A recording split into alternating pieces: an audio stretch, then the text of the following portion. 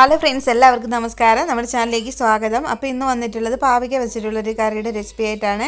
അപ്പോൾ എത്ര കഴിക്കാത്തവരാണെങ്കിലും പാവയ്ക്ക ഈ രീതിയിൽ വെച്ച് കൊടുത്താൽ തീർച്ചയായിട്ടും കഴിക്കും. നമ്മുടെ കറിക്ക് അധികം കയ്പോ ഒന്നും ഉണ്ടാവില്ല.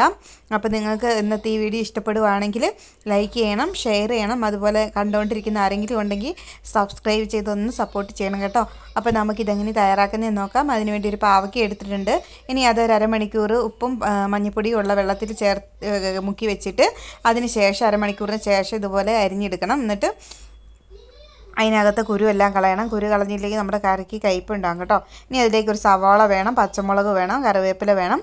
ഇനി നമുക്കിതുപോലെ ഓരോന്ന് എടുത്തിട്ട് ചെറുതായിട്ട് കൊത്തി കൊത്തി കുനുകുനാന്ന് അരിഞ്ഞെടുക്കണം. വലുതാക്കി അരിഞ്ഞെടുക്കില്ല, ചെറുതാക്കി അരിഞ്ഞെടുക്കണം. ബാക്കിയെല്ലാം നമുക്കിങ്ങനെ തന്നെ ചെയ്തെടുക്കാം.